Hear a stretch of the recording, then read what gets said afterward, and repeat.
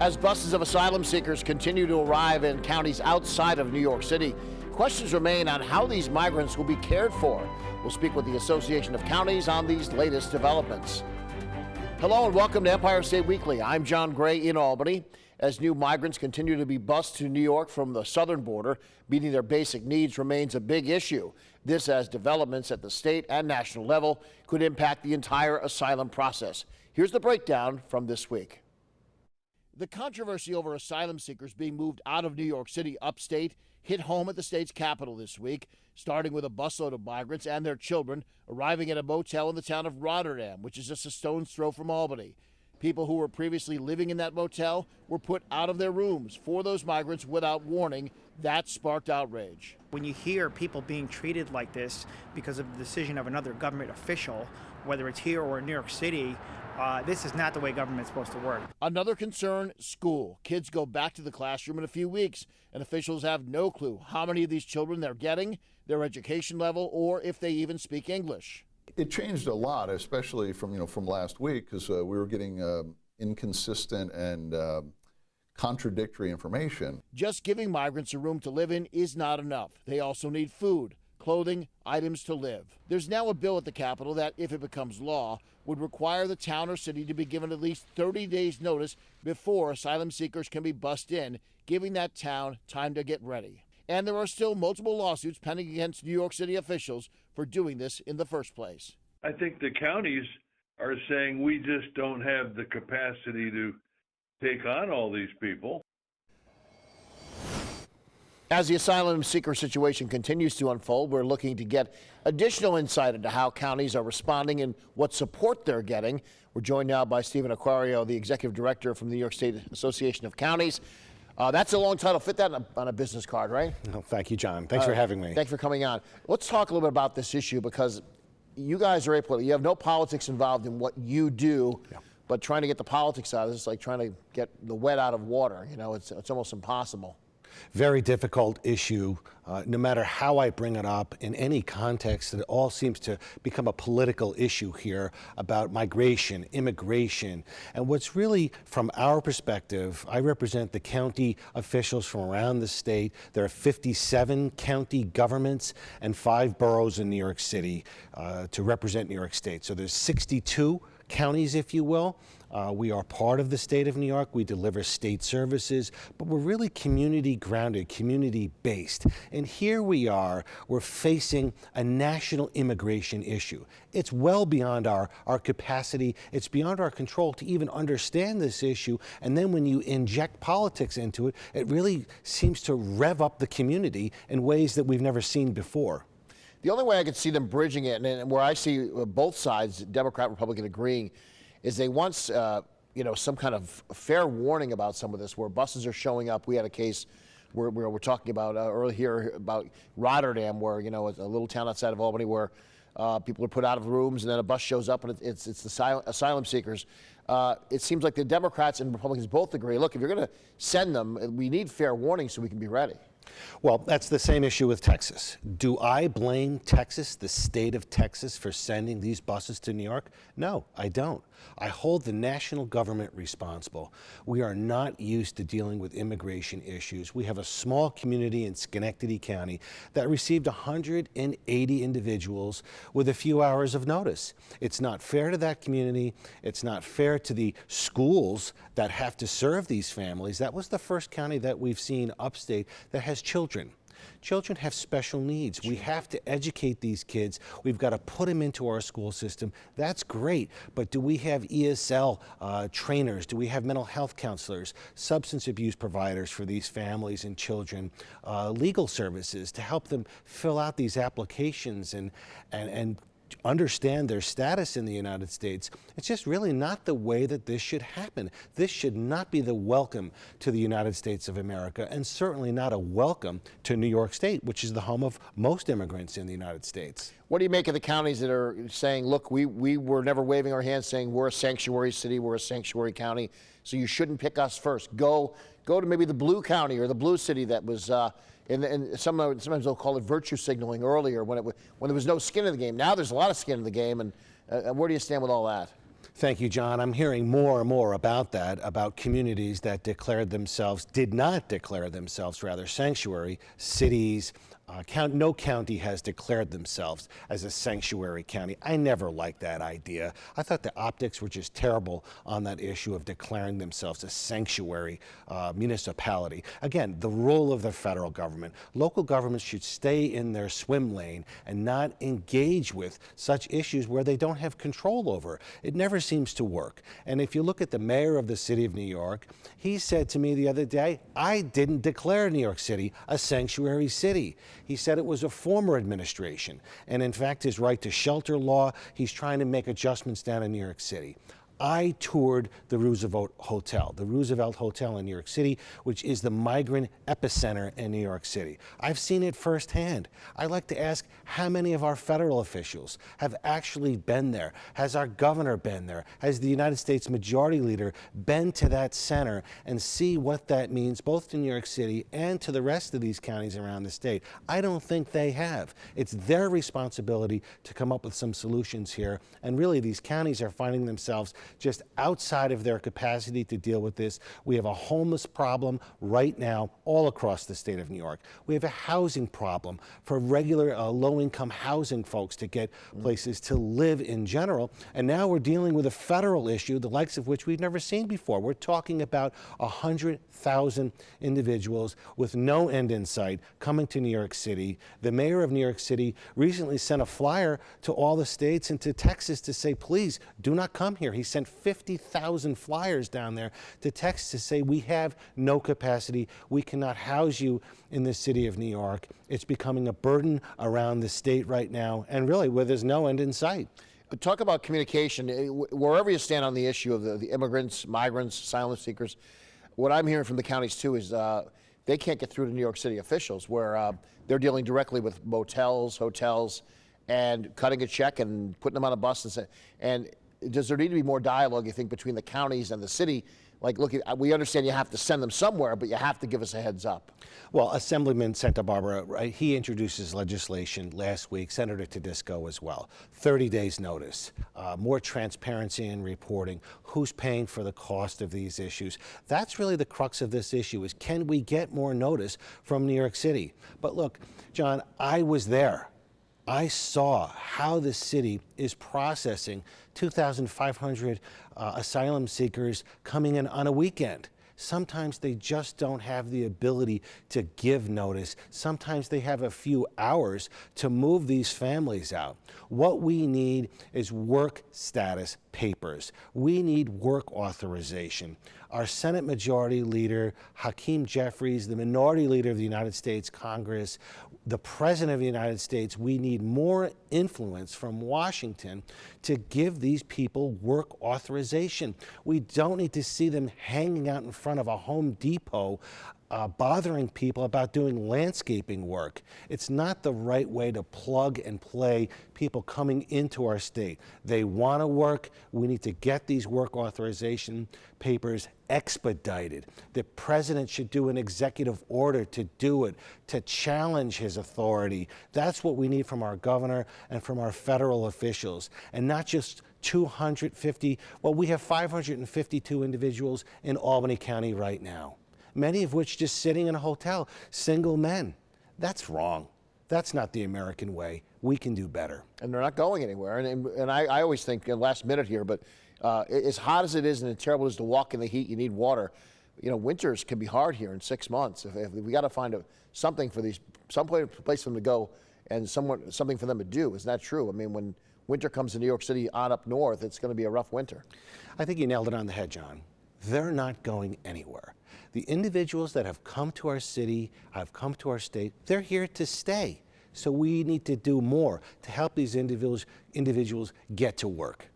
Stephen Aquario, Executive Director, New York Association of Counties, thank you so much. Thank you, John. We'll have you back soon to talk about some other topics as well. National Crisis Hotline 988, marking its 1 year of operation. When we come back, we'll talk with the Vice President of the hotline on the successes so far, their first year, and what support they need as they go forward. If you've got a comment or story idea, please let us know about it. You can email us at news@news10.com. You can also reach out on Twitter at WTEN.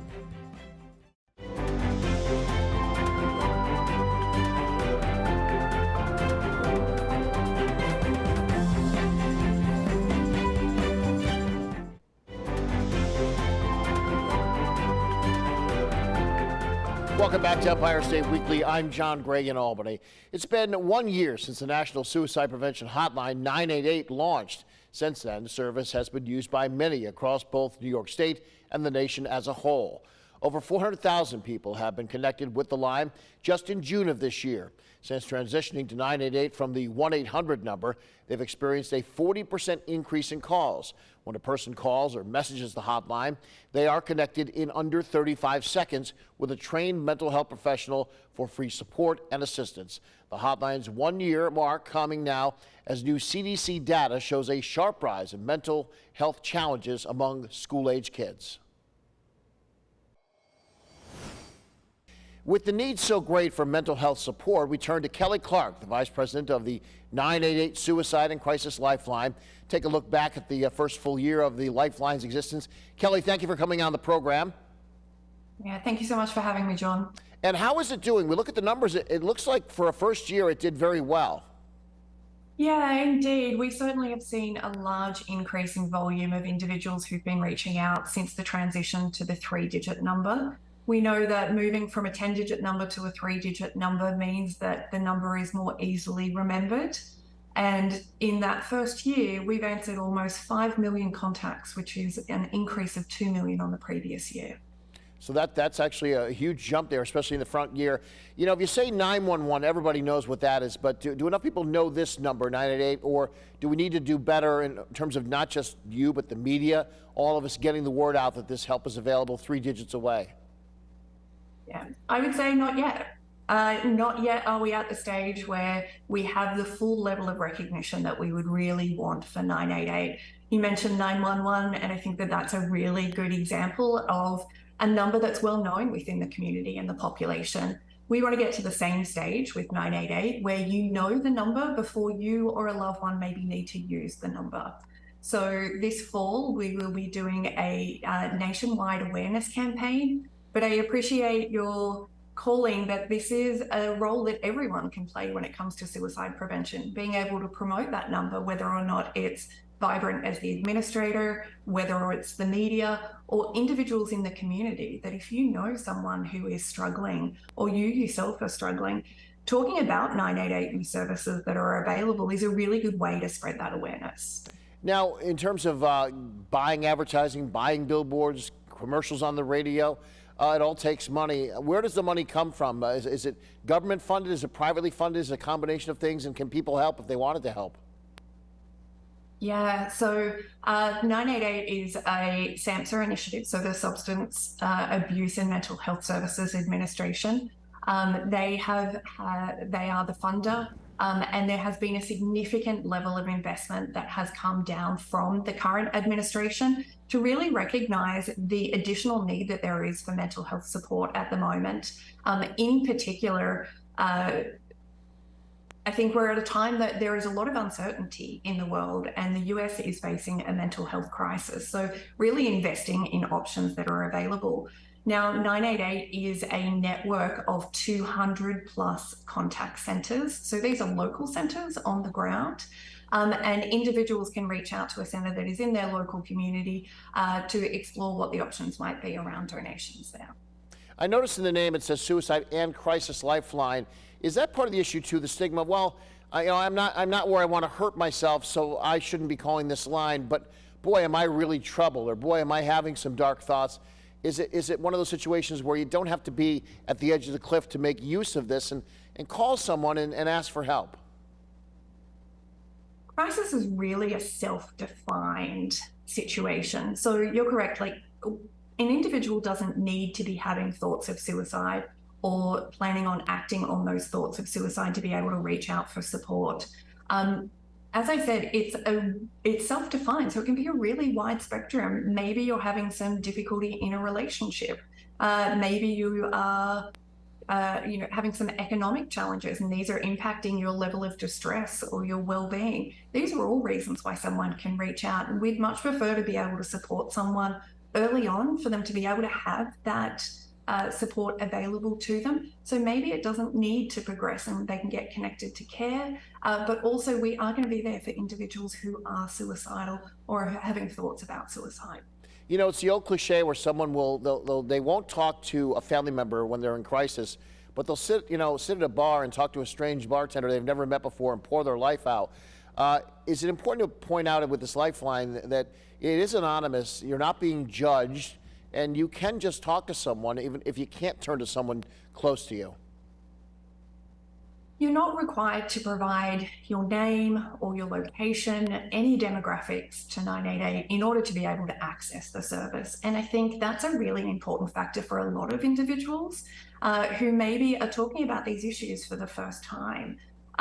It's the ability to connect with a trained crisis counsellor who is going to listen in a non-judgmental way and really help to identify what it is that made you reach out at that time and be able to support you through what might be some of the options that are available to you is really one of the great things about 988. I remember the talk show host, I think it's Craig Ferguson, was talking about a time where he did want to hurt himself. It took one friend just saying, you know what, you could do that tomorrow then, but today stay with me, talk with me. Is that sometimes people think it's such a crisis, I have to deal with it now, where if you can just slow down, not do something that would hurt yourself and talk to someone, get through today and worry about tomorrow, is that part of what this line is about? It is. This line really helps for individuals to connect and to feel hopeful. There's research evaluation that's been done around the Lifeline that have shown that the conversation, after having that conversation with the trained crisis counsellor, individuals are likely to feel significantly less depressed, less anxious, less suicidal, and more hopeful about the future. Yeah, I've always thought when it comes to anything, if it's such a great idea, it should be a great idea tomorrow or next week, and maybe just giving yourself that window to breathe can make a difference, whether it's a business deal or whether in this case it's something about your mental health. Would you agree with that? Just take time to take a breath, and again, don't be afraid to ask for help. Yeah, asking for help is a really important component in this. Being able to talk about what's going on for you, being able to, engage with someone who will listen in that non-judgmental way and will help you to identify what might be some alternative paths forward can be really crucial when it comes to keeping an individual safe. If I could wave a wand, we only got 30 seconds left, but if I could wave a wand and give you one or two things that would help this line and help you, what would that be? I think the big one at the moment really is awareness. As I said, we want it to get to the stage where, like 911, everyone is aware of the number before they or a loved one may need to use the number. And then thinking a little bit more long-term, sustainable funding will be something that is really important, not just for 988, but for the whole transformation of the mental health crisis system. Well, hopefully this interview did some of that and we can get the word out as well. Kelly Clark, 988 Suicide Crisis Lifeline. Thank you for coming on with us, the show this week. Yeah, thank you so much for having me, John. All right. Reminder, by the way, if you or someone you know is in crisis, all they have to do is call or text 988. You can also text 741-741. You'll be connected with a trained crisis counselor. Both resources available 24/7. It's all free, and it is always, as Kelly said, always confidential. Residents across New York beginning to a massive task of rebuilding after severe flooding that happened earlier this week. While some federal funding will help localities, hear from the lawmaker pushing to get more help to residents directly.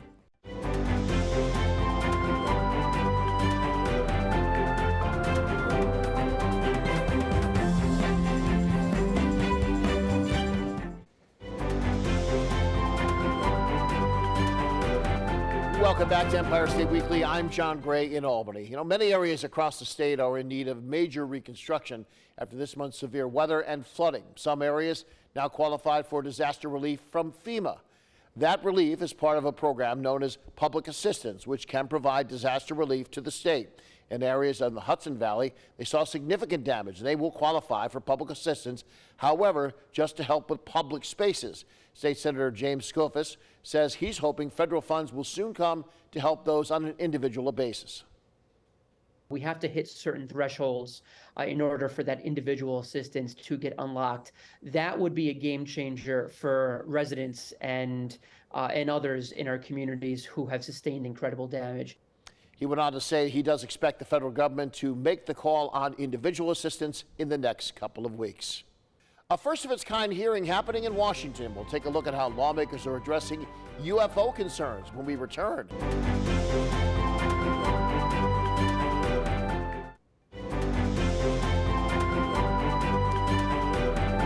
Finally, at Empire State Weekly, we're taking a quick look down in Washington, where lawmakers this week heard testimony from so-called whistleblowers claiming that the Pentagon is hiding evidence of UAPs, their official name for UFOs. They're hiding it from lawmakers. While the topic is somewhat out there, lawmakers are taking this pretty seriously.